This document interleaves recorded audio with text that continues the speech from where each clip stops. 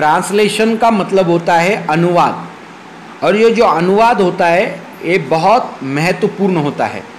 हर एक इंसान को, हर एक स्टूडेंट को, हर एक टीचर को और हर एक आदमी को ट्रांसलेशन आना बहुत ज़रूरी होता है। ट्रांसलेशन यानी अनुवाद करना। अनुवाद करना यानी एक भाषा में दिया गया वाक्य, एक भाषा में बोली गई बात और एक भाषा से दूसरे भाषा में उसे परिवर्तित करना, उसका अनुवाद करना आना ये बहुत बड़ी कला है। और जिन जिन लोगों को ये कला अवगत होती है उन्हें कहीं पर भी किसी भी बात की दिक्कत नहीं होती है।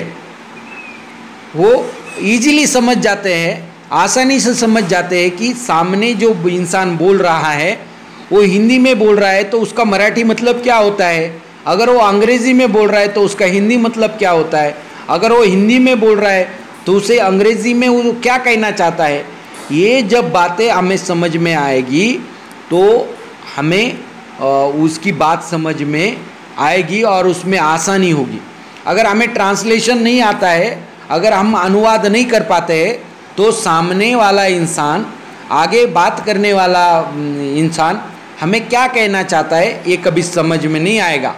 इसलिए हमें ट्रांसलेशन आना बहुत ज़रूरी है। तो मराठी में मैं कुछ आपको कहना चाहता हूँ। नवीन सुधारित अभ्यासक्रमानुसार स्लोगन्स शब्द, सूचक शब्द किंवा घोषवाक्य, स्लोगन्स म्हणजे काय, सूचक शब्द किंवा घोषवाक्य। मग कोणते सूचक शब्द आणि कोणते घोषवाक्य आपण ज्या वेळेला 15 ऑगस्ट किंवा 26 जानेवारी किंवा 17 सप्टेंबर किंवा 1 मे किंवा गांधी जयंतीला जे काही स्लोगन्स म्हणत असतो किंवा पर्यावरण दिनानिमित्त, जागतिक लोकसंख्या दिनानिमित्त, जागतिक अपंग दिनानिमित्त ज्या काही घोषणा देत असतो, 1 रुपया चांदीचा, सारा देश गांधीचा, भारत माता की जय, वंदे मातरम, इनकलाब जिंदाबाद, अमर रहे भगत सिंह अमर रहे, ये जो स्लोगन्स होती है ना इसे कहते हैं घोषवाक्य और उसे मराठी में कहते हैं सूचक शब्द, है ना। सूचक शब्द म्हणतात त्याला किंवा घोषवाक्य म्हणतात।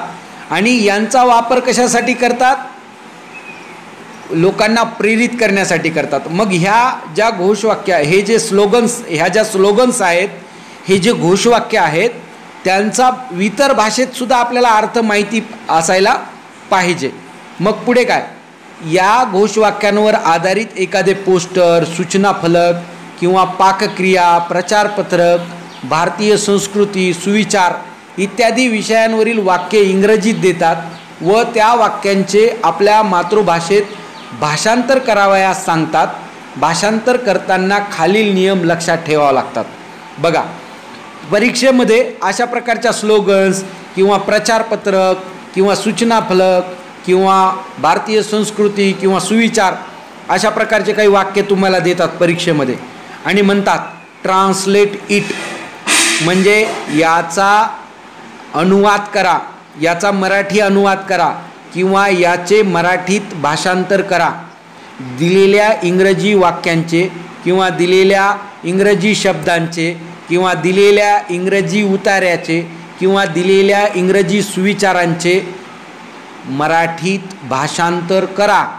उसका मतलब होता है दिए गए अंग्रेजी स्लोगन्स को, दिए गए अंग्रेजी वाक्यों को, दिए गए अंग्रेजी सुविचारों को मराठी में अनुवादित करे, असा तुम्हाला प्रश्न परीक्षेमध्ये दिला जातो।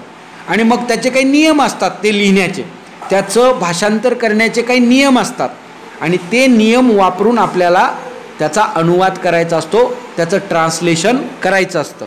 आणि जर तुम्ही ह्या नियमांना फॉलो नाही केलं तर तुम्ही चुकीचं ट्रान्सलेशन करणार, तुम्ही त्याचं चुकीचं भाषांतर करणार। म्हणून एवढे नियम लक्षात ठेवायचे। बघा, नियम काय, पहिला, दिलेले वाक्य पूर्णपणे समजेपर्यंत वारंवार वाचा।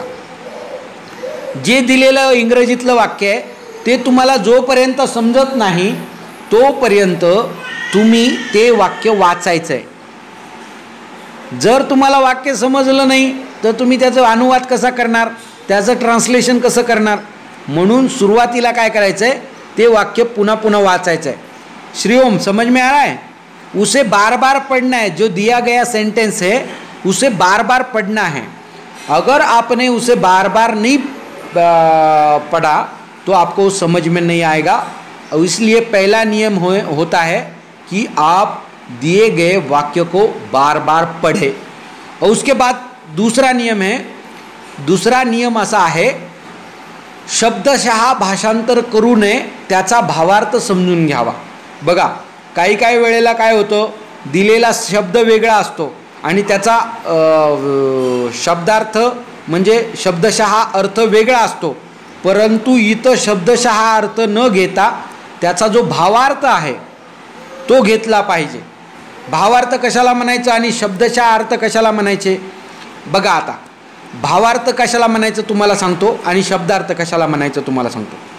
तोंड देणे हा एक शब्द आहे, तर त्याचा अर्थ काय होतो? शब्दशः अर्थ काय होतो तोंड देण्याचा? तोंड देण्याचा शब्दशः अर्थ होतो, आपलं जे तोंड असतं, ओठ जे असतात ते इतरांना देणे, किंवा दुसऱ्याचे जे ओठ आहेत किंवा तोंड आहे ते आपल्याला घेणे, असा त्याचा अर्थ होतो, शब्दशः अर्थ होतो. परंतु त्याचा खरा अर्थ किंवा भावार्थ तसा नसतो. त्याचा भावार्थ काय असतो? त्याचा भावार्थ असतो फेस करणे, किंवा त्याचा अर्थ असतो सामोरे जाणे. त्याचा काय अर्थ असतो?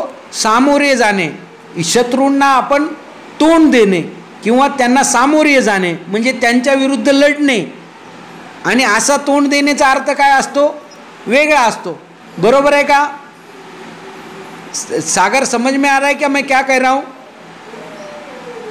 हां, बघा, तोंड देणे या शब्दाचा शब्दार्थ वेगळा असतो आणि त्याचा भावार्थ वेगळा असतो. तसं इंग्रजीमध्ये दिलेलं एखादं वाक्य असेल आणि त्याच्यातला एखादा शब्द असेल, त्याचा जर तुम्ही शब्दार्थ घेतला तर तो चुकीचा ठरू शकतो आणि त्याचा जर भावार्थ घेतला तर ते वाक्य योग्य होऊ शकतं. म्हणून शब्दार्थ आणि भावार्थ याच्यातला फरक समजून घेणे गरजेचे असते. आणि दिलेल्या वाक्यातला शब्दाचा शब्दार्थ भाषांतर करताना घ्यायचा आहे का त्याचा भावार्थ घ्यायचा आहे हे आपल्याला सुरुवातीला समजून घेणे आवश्यक असते. त्याच्यानंतर तिसरा नियम आहे. तिसरा नियम काय आहे? भाषांतर करताना वाक्याचा क्रम तसाच ठेवावा आणि विरामचिन्हे भाषांतरात त्याच क्रमाने घ्यावीत.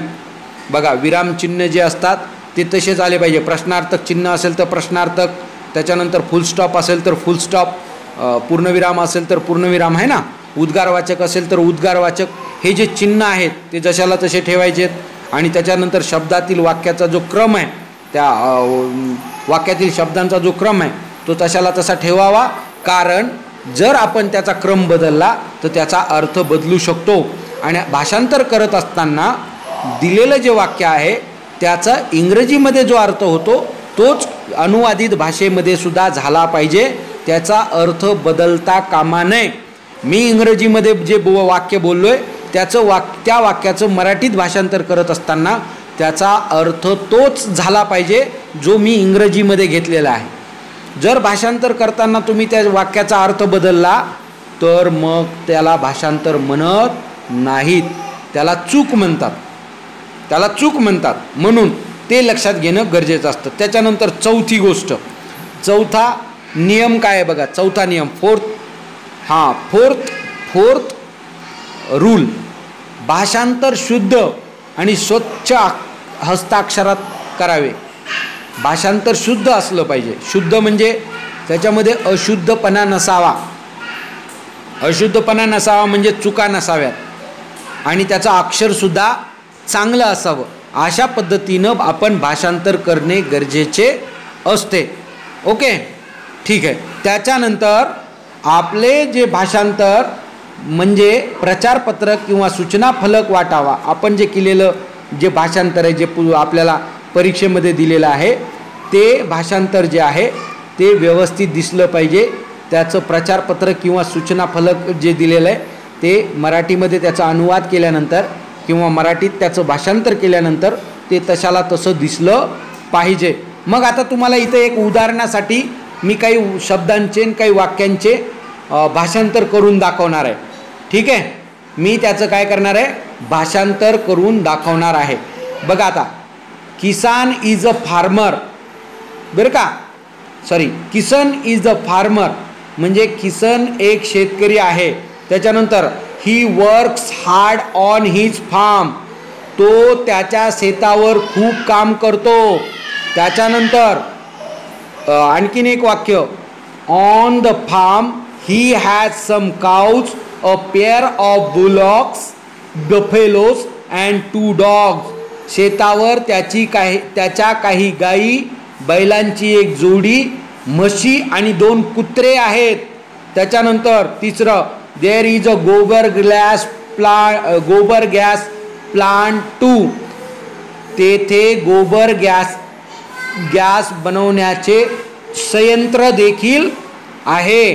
त्याच्यानंतर किसान ग्रोज ज्वार, मेज, groundnut and pulses in this field. Kisan त्याच्या शेतात ज्वारी, मक्का, भुईमूग आणि डाळी पिकवतो. त्याच्यानंतर लास्टचं वाक्य आहे, 6th सेंटेन्स आहे, his family helps him in his work. त्याचे कुटुंब त्याच्या कामात त्याला मदत करते. अशा पद्धतीनं दिलेले जे वाक्य आहेत ते आपण मराठीमध्ये त्याचं भाषांतर केलेलं आहे. आणि तुमचेसुद्धा जे वाक्य असतात, तुम्हाला जे परीक्षेमध्ये दिलेले असतात, ते देखील याच पद्धतीनं भाषांतरित करायचे. त्यांचं भाषांतर देखील याच पद्धतीनं करायचं आहे. ठीक आहे, आपला क्लास या ठिकाणी जवळपास संपलेला आहे. आता आपल्याला उद्याच्या तासिकेमध्ये एका नवीन विषयासहित आपण भेटणार आहोत. तोपर्यंत आपण या ठिकाणी थांबूयात. ठीक आहे, कळालं सगळ्यांना. आणि मी जे ग्रुपवरती आता तुम्हाला भाषांतराचे नियम पाठवणार आहे ते काय करायचे, लिहायचे आहेत. आणि एक भाषांतरासाठी 6 वाक्य देणार आहे, त्यांचं पण भाषांतर मला करून तुम्ही पाठवायचं आहे. आणि मी आत्ता हे जे तुम्हाला 2 विषय शिकवलेत, कोणते कोणते, अभ्यास कसा करायचा आणि भाषांतर कसं करायचं, हे दोन्ही व्हिडिओ ते ॲडिओचा व्हिडिओ तयार करून मी तुम्हाला यूट्यूबवरती पाठवणार आहे. ते तुम्ही पुन्हा ऐकू शकता. ओके ओके, चलो बाय, से बाय. चला आपण भेटूयात. ओके.